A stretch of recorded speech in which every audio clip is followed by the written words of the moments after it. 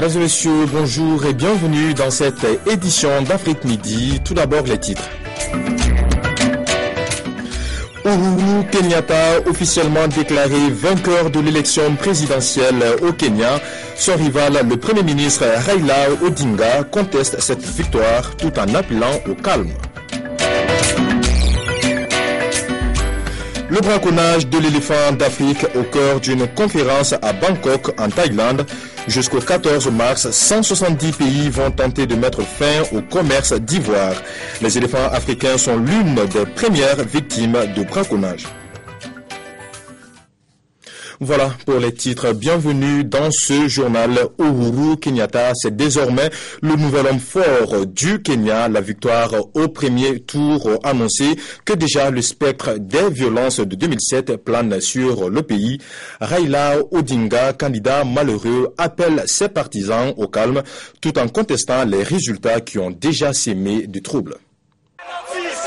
Sans Raila, pas de paix. C'est la menace proférée par les partisans de Raila Odinga à Kisumu. Sitôt les résultats officiels publiés, ils ont laissé exploser leur colère, barricades, jets de pierre contre gaz lacrymogène. Je ne veux pas croire que ces résultats sont justes. C'est pour ça qu'on est dans la rue. Les heurts de Kisumu sont restés marginaux.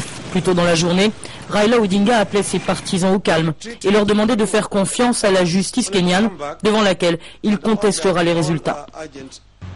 Nous voulons appeler tous les Kenyans à respecter l'état de droit et la constitution dont ils sont si fiers.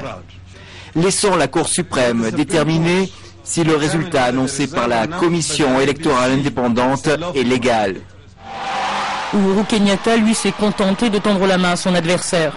Pour l'heure, le nouveau président élu savoure sa victoire, mais la fête sera de courte durée.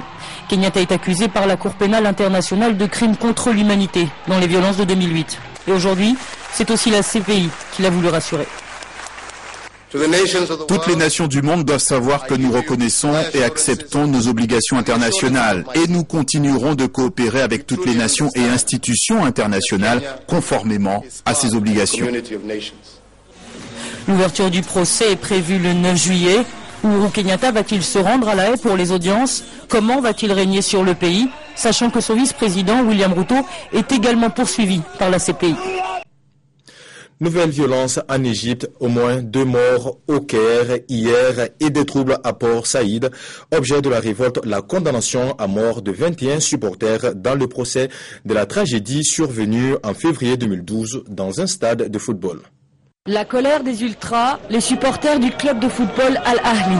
Toute la journée, ils ont provoqué les forces de l'ordre dans les rues du Caire, aux abords de la place Tahrir. Des affrontements violents qui ont fait au moins 2 morts. Un peu plus tôt, ils ont mis le feu à un club de la police et au siège de la Fédération égyptienne de football. Des incendies destinés à protester contre le verdict du procès de Port Saïd. La sentence du juge est tombée dans la matinée en direct à la télévision. Numéro 21, Mahmoud Ali Abdelrahman Saleh est condamné à la peine de mort par pendaison pour les charges et il devra payer les frais judiciaires. Pour les familles des victimes, c'est le soulagement malgré la douleur. Si les accusés n'avaient pas été condamnés, je ne sais pas ce que j'aurais fait. Maintenant, mon fils peut reposer en paix. Mais pour certains, les 21 condamnations à la peine capitale ne suffisent pas. Sur les 9 policiers accusés, 7 ont été acquittés et 2 condamnés à 15 ans de prison.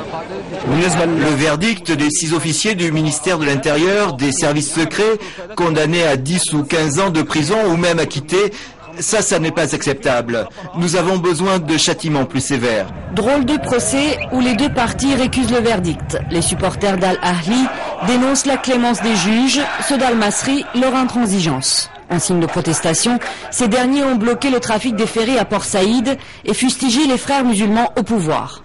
Le gouvernement égyptien avait placé la ville sous haute sécurité pour éviter tout nouveau débordement. L'ancien président sud-africain Nelson Mandela, de nouveau hospitalisé à Pretoria. Simple examen de routine, pas lieu de s'inquiéter selon la présidence sud-africaine. Mandela, qui a fêté ses 94 ans en juillet dernier, a déjà été hospitalisé début décembre pour une infection pulmonaire. Au Mali, à Gao, l'une des premières villes occupées par les djihadistes l'an dernier, des semaines après leur fuite, la vie reprend petit à petit son cours normal. Une tranquillité est retrouvée, même si les populations restent inquiètes. La grande mosquée de Gao. Pendant près d'1 an, cette ville du nord-est du Mali a vécu sous la botte des djihadistes du Mujao. La plupart des fidèles ont tout fait pour les éviter. Ils venaient avec leur kalachnikov pour prier avec nous, ici. Mais on n'avait pas de contact avec eux. On savait très bien qu'ils étaient venus pour défigurer la religion. La vie reprend son cours à Gao, mais timidement. De nombreuses familles qui avaient fui la ville ne sont pas encore rentrées. Dans cette école, il manque plus de la moitié des élèves. Ils célèbrent leur liberté retrouvée. Nous avons notre liberté maintenant. On peut faire ce qu'on veut, on peut balader avec les filles. Non, on ne peut pas s'asseoir avec une fille comme ça. Les filles à part et les hommes à part. Aujourd'hui, les blindés français patrouillent dans les rues de Gao. La ville a été reprise aux islamistes lors de violents combats. Les bâtiments administratifs sont en ruine. Et il y a 2 semaines, lors d'une incursion du Mujao, le grand marché central a été détruit.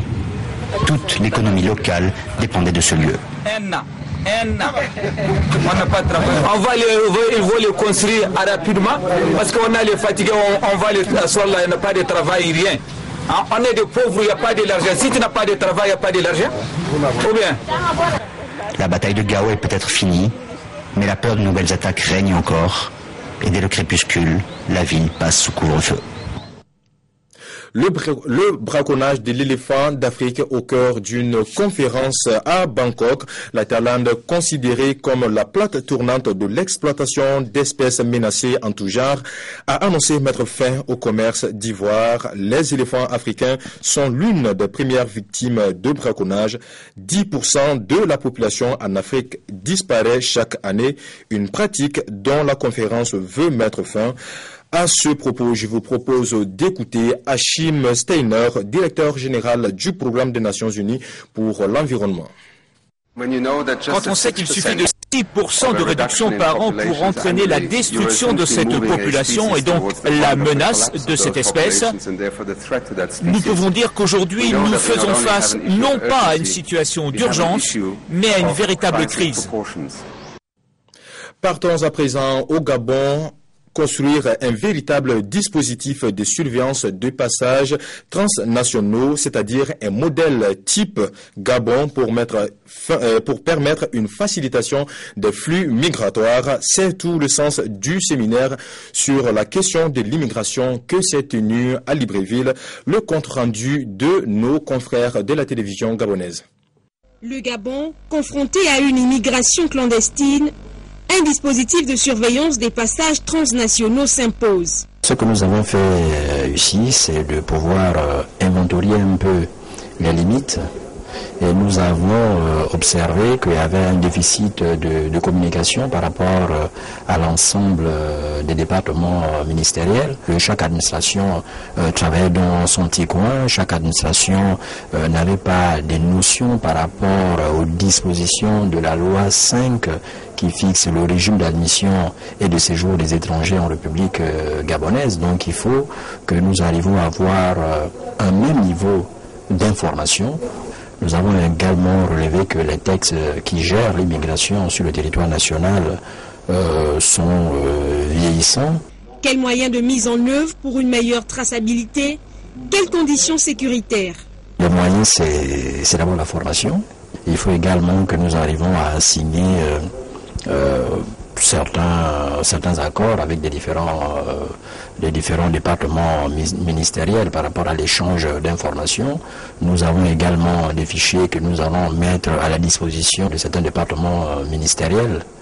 Aujourd'hui, nous faisons partie des pays qui respectent les normes de l'OSCE en matière de délivrance de documents. Aujourd'hui, nous avons mis en place des dispositions qui nous amènent à délivrer des documents sécurisés. Ce sont des documents qui sont lisibles à la machine, comme le recommande l'OACI.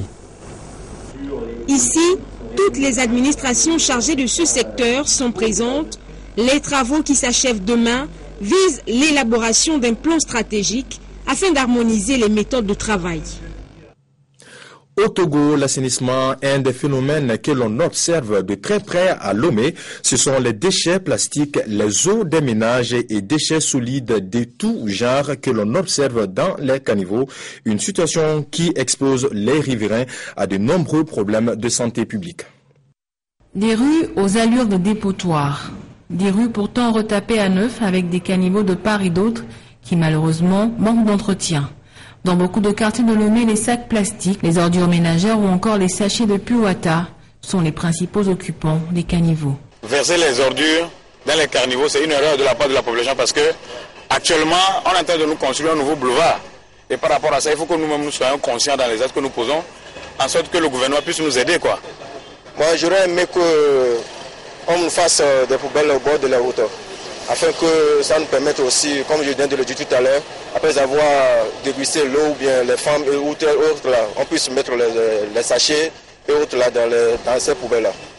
Ce bien public, tout citoyen doit se l'approprier et participer à son entretien, puisque, après tout, les caniveaux sont construits à des fins utiles, notamment pour pallier les problèmes d'inondation.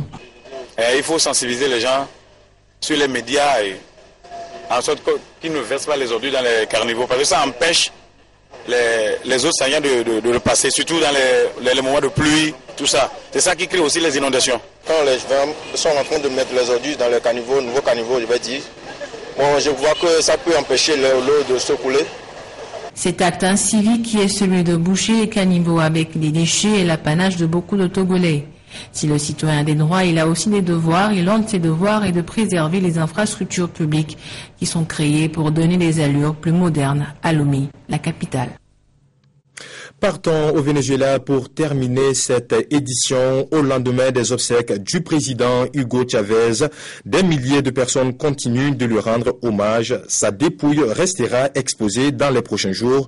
Les Vénézuéliens qui, par ailleurs, ont appris la date de la prochaine élection présidentielle, ça sera le 14 avril. Le président par intérim, Nicolas Maduro, par favori. Le commandant est immortel pour tout le monde ici. Il fait la paix pour réunir tout le monde. Vive mon commandante.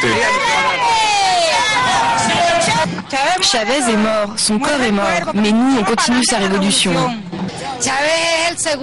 Chavez est comme un deuxième Simon Bolivar, né au Venezuela. Nous devons prendre comme exemple tout ce qu'il a fait pour nous, tout ce qu'il a construit.